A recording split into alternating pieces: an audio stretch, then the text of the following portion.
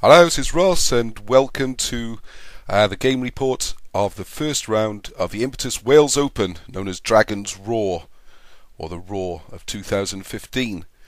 It was a tournament open lists, which you could choose from any of the 5 expansion books, the Impetus Extra books, or the approved beta lists from the website, which are available as free downloads. I'm going to do a review of the tournament and all the lists at the end, just to give you a basic idea to give you something to go along with. So here's my army. I've gone for Medieval Irish, which are from the latest expansion book, book 5 of the Impetus Extra. In my view, extremely powerful army. As soon as the book came out, looked at them and thought, whoa. You got javelin throwers with a VBU, that's a strength of 5. And as they're light infantry as well, with the interpenetration rules, you can jump back and forth and get a lot of concentrated firepower on one spot. And if they get hit back in melees, they can interpenetrate out of harm's way for pursuits, unless they're up against cavalry, which could be a problem. So a very strong army.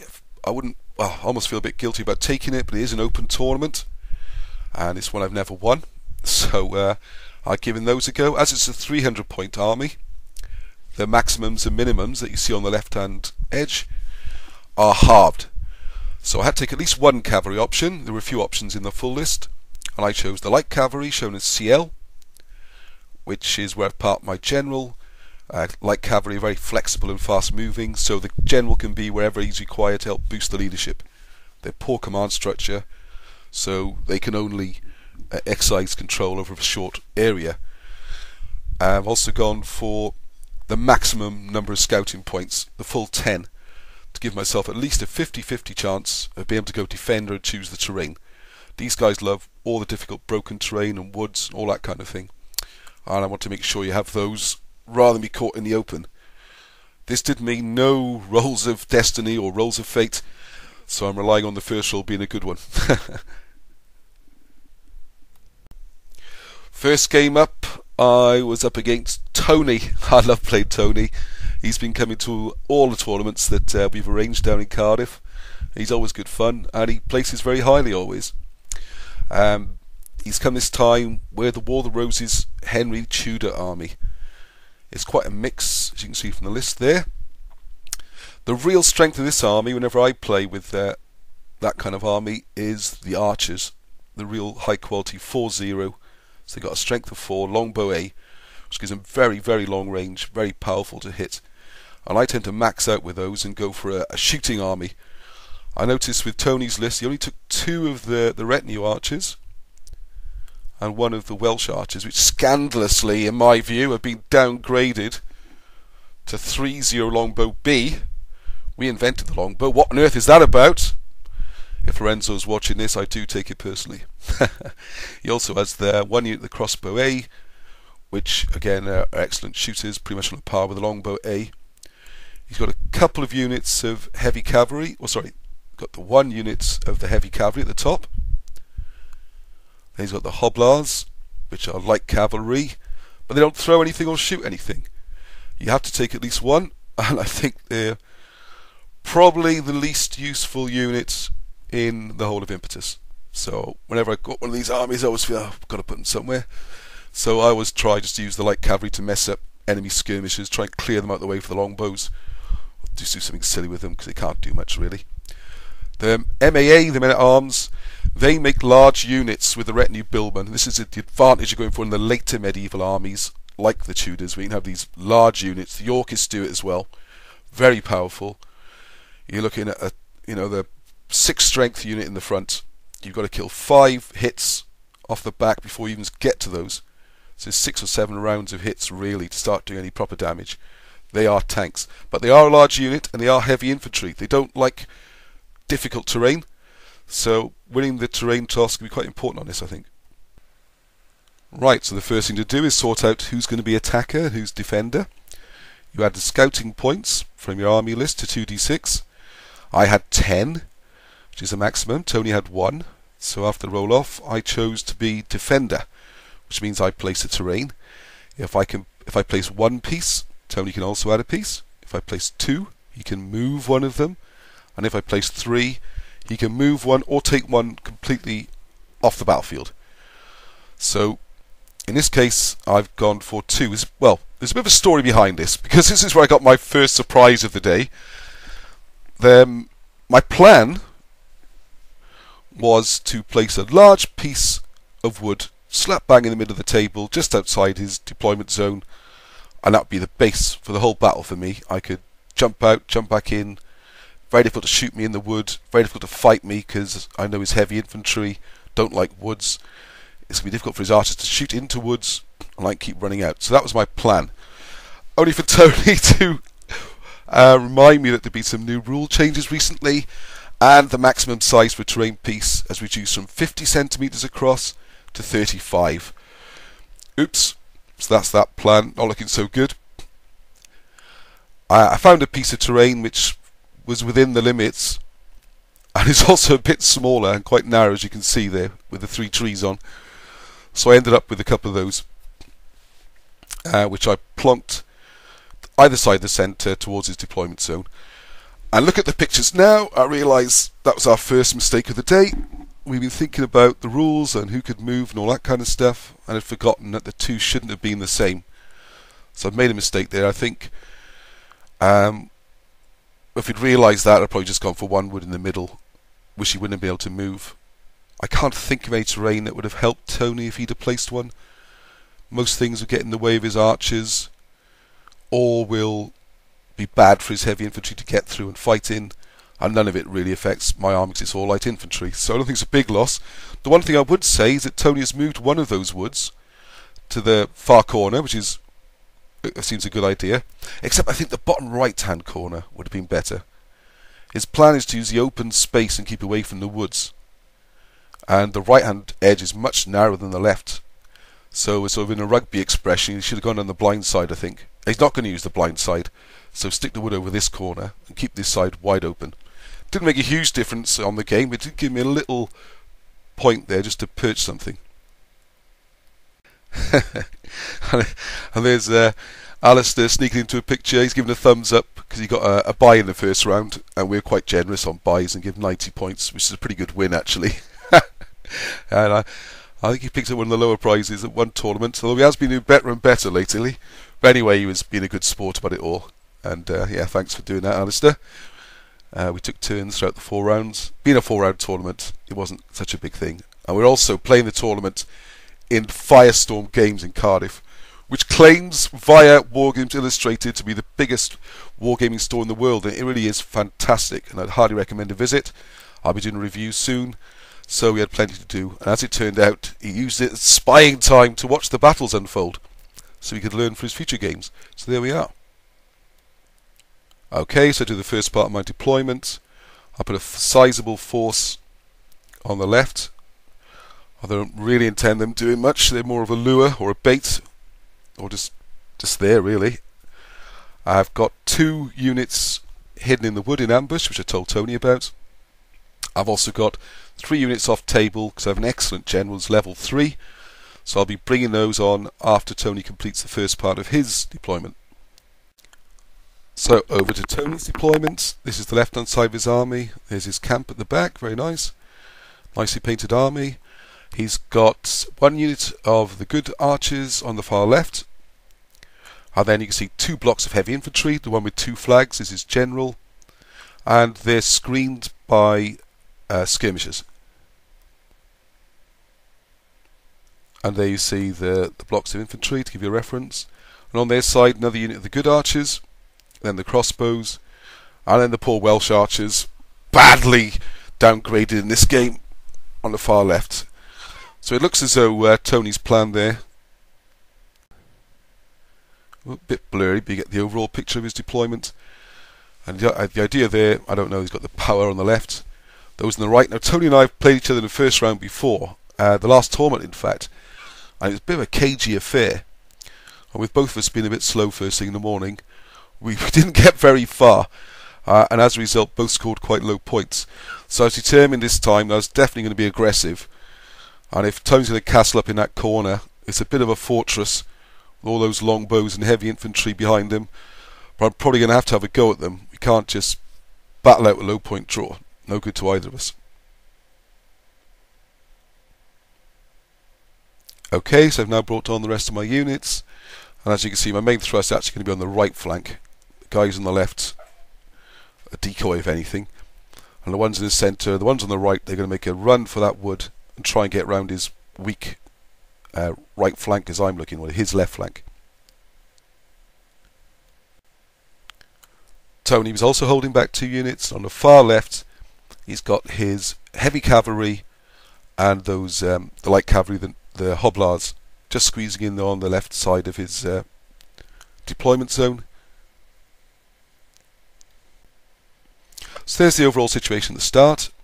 It's pretty clear that Tony's either going to stay in the corner, castle up, or he's going to try and turn my left flank, or I'm going to try and turn his left flank. Now I know those heavy armies are very difficult to move and turn, and I'm thinking I'm up to get right round his left flank and try and roll it up and come in from that side. So that's my plan. Still not really sure what Tony's plan is. Although I have to say that extra wood in the bottom left hand corner is quite a good spot for narrowing what's almost an anchor for my left flank, really. Stops him sweeping around with his cavalry. So yeah, definitely putting it there didn't help Tony, and even if it had been broken terrain, or yeah, anyway, that's the situation we're in. Yeah, so here's my second surprise of the day. Turn 1, and Tony's pushed his hoblars out to the far edge. They can go sideways because like cavalry, so that wasn't a big surprise. But yeah, everything else is pushed forward, so I guess he wants to get straight to range and start shooting with the longbows. Now, I had deployed my guys slightly further back, so he did have to come forward a fair amount, which is good for me. I like to draw him forwards, but also here come the longbow A's. But you'll notice on the left I've got a full rank of skirmishers protecting those javelin men. So long range against skirmishers. I can't do too much damage, hopefully. Yep, reminder, a bit too late. That was turn 1.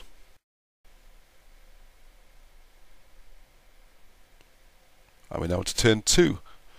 I'm going to try and place reminders throughout, because in Impetus, well, if you're watching this you probably already know, but it's quite difficult.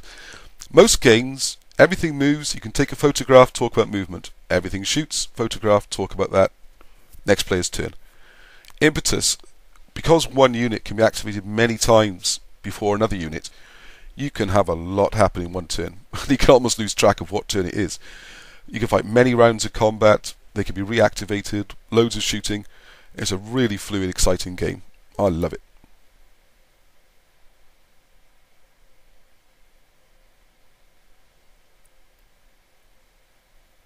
Right, so start to get a better picture of what Tony's doing here.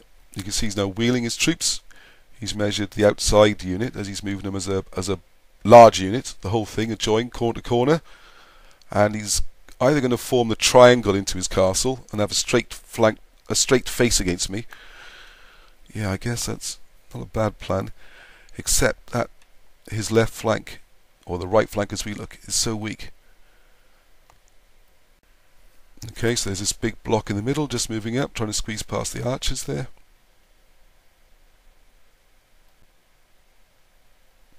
So that's Tony after turn 1, and also you see the light cavalry on the far left. Sorry, we're on turn 2, aren't we? The light cavalry on the far left starting to move up. I don't know if they just plug in the hole or they're looking to sweep around. I'll have to remember to show the throw. So it's turn 3. I think I've rolled 7, Tony's rolled 8.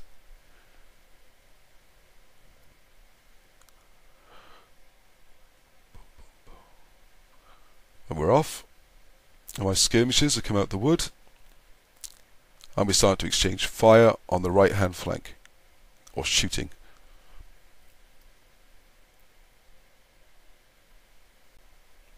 Turn 4. I've rolled high, which means I get to go first. I can re-roll, but I think I want to go first this time. So I'm so this is the right hand flank as we see it now. So I've now built up a few units into the wood, and the plan's going to be they run out, they throw the javelins, get shot back, whatever, I'll just take it. The next lot comes out, the next lot comes out, interpenetrating. And then, remember, I've got 2 more units of javelin men in ambush.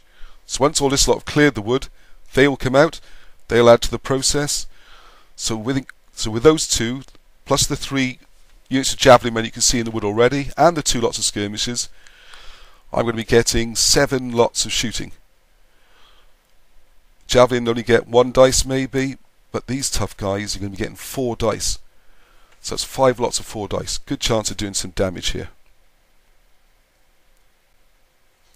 Yeah, and the first guy's run out and it was devastating. Don't normally show the dice, but when you roll 4 dice, you get 2 6, a double 5. Double 5's also a hit, so that's 3 hits. Poor Welsh boys. Why did it have to be the Welsh boys that went first? But they're the ones on the wrong end of this. Yep, there it goes. Yeah, he also rolled badly, and they were gone. The Welsh have already gone. So now the next lot are on to the next unit. So that's the crossbows. So I rolled again, another hit. I was starting to do damage on those. Tony was very good. I think you can see the dice there on your big screen. You'll probably see it's a 5. So he's rolled high on his cohesion test. Well, we can work it out. So it's 4. 1 hit down to 3. It's shooting, so it's 4. Rolled a 5 to kill one of those. The next guys come in. Yep, so the shooting actually went so well that those first 2 units were gone almost immediately, really. It went so well that the guys who were supposed to be coming on as ambushes in the woods, instead of running forwards to try and finish off the crossbows and the Welsh archers, actually decided to deploy them across towards the centre and just start going straight for those big blocks. They're going to take a lot of killing. Let's get stuck in. The covering fire from the left has vanished. Now maybe I was a little bit too enthusiastic, so I did leave a couple of flanks hanging out, and you can see Tony is wheeling there to get a flank shot in, so I can't return fire. It's going to get those to point blank range. It's going to start swinging stuff around. It's a bit of a headlong charge for my lot. Here we see the main elements of Tony's army. They've come wheeling around to come smashing into a flank, and you see that wooden marker at the back of his king's unit. It's a disorder. I have to say, Tony had no luck in this game on the dice.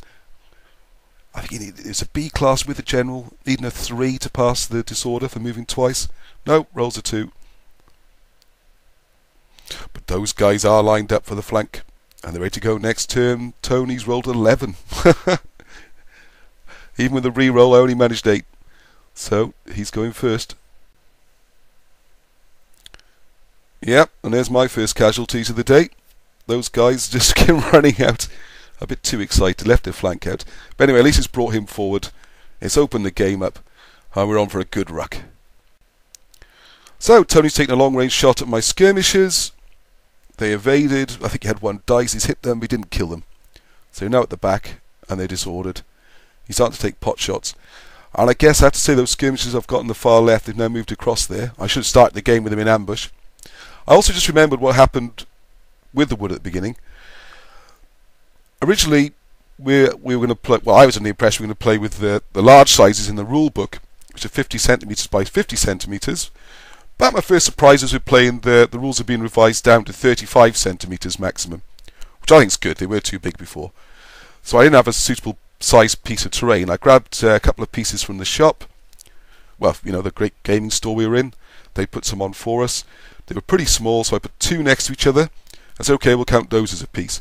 And they were just slightly too long, or I think by a couple of centimetres. And Tony wasn't making a fuss or anything. But I said, hey, I'll tell you what. So I count them as 1 large wood. Let's count them as 2 woods.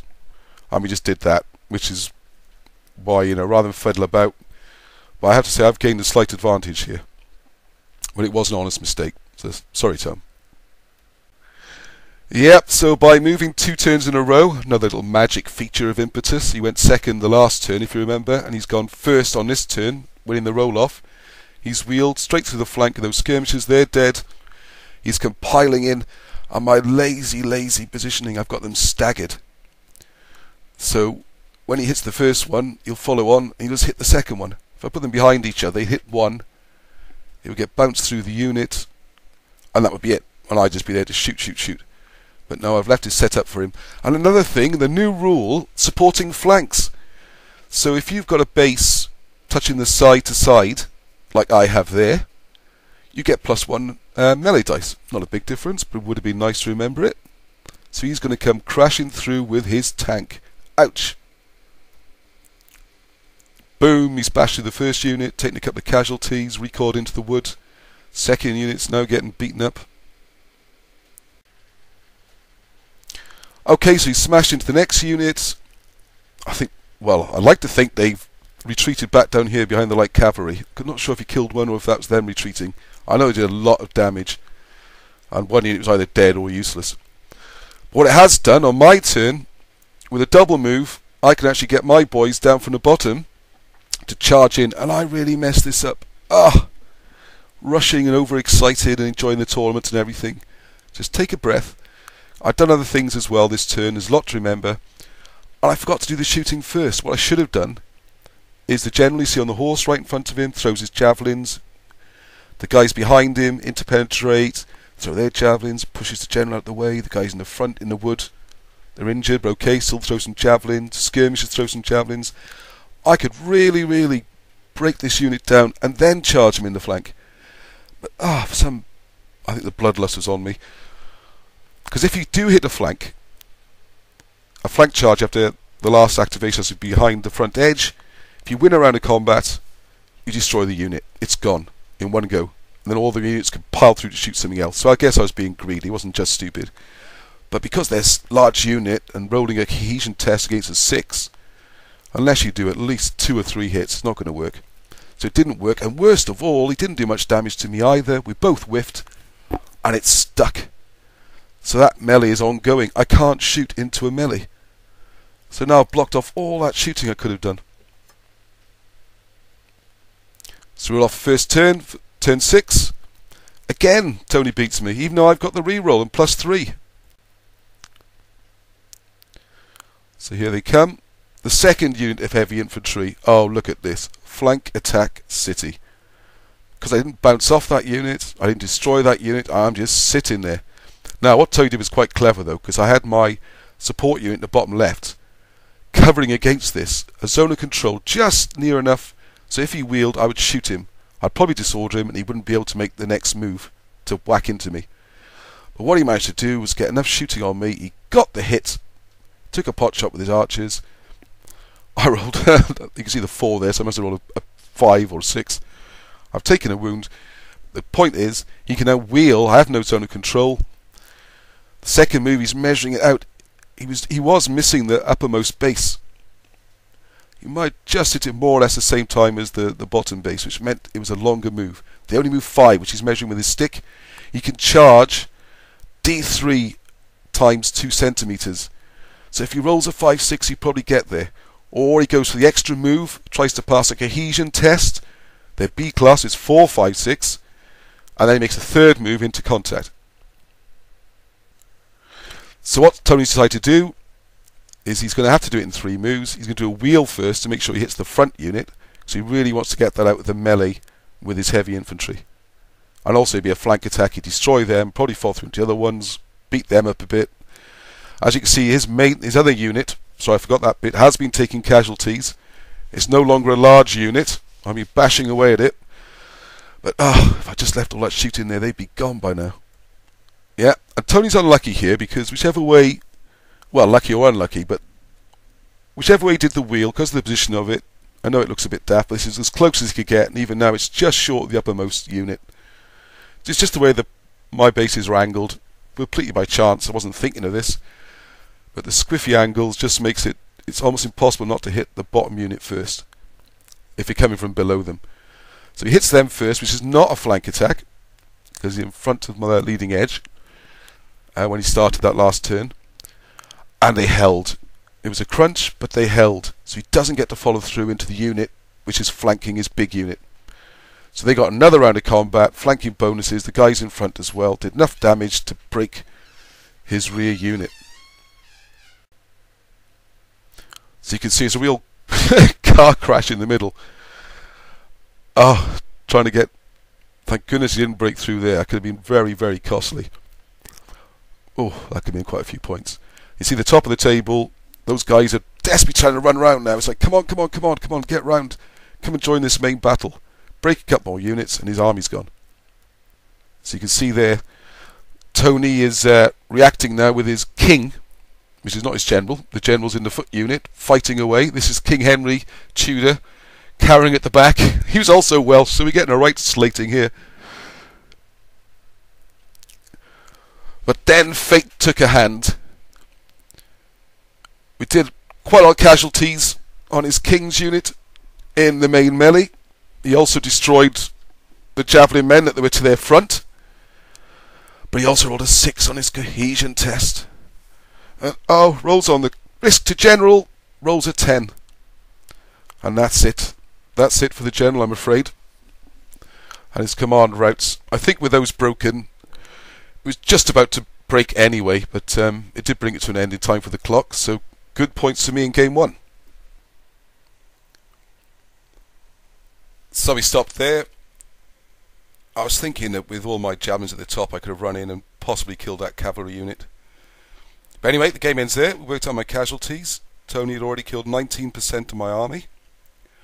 So that gets taken off. The maximum score when you rout someone is 130. So you take off the 19, which is why killing things is so important. So, well, also this is where the casualties count against you, so you don't want to lose your own men either. But anyway, I get 111 points. And Tony gets the 19, which puts me top of the leaderboard after round 1. So it's a good start there. There's a few mistakes by both of us. I think you have to remember that these games are 1 hour and 3/4 on the clock, very strictly kept. If you don't make it by that time, it's a draw, and all you score is the points for the percentage you killed the enemy, plus 20. So 60 odds a really, really high score based on that. You're probably going to get out 30 or 40 or something, maybe 50. As opposed to 100 odd for a win, a good win. So it's worth going for it. Also, bear in mind, under this time pressure, it's move, move, move, and a bit careless with some of the placing of things and leaving things open. But I find that's the best way to do it in tournaments. Just go for it. Keep going for it. Get the points you can. Don't worry too much about the casualties, and just hope you don't break. That he breaks before you do. So I hope you enjoyed the report. Please leave some feedback or a like, subscribe. And there's 3 more battles to come, plus an overview of the tournament and the list that appeared. Hope you enjoyed it.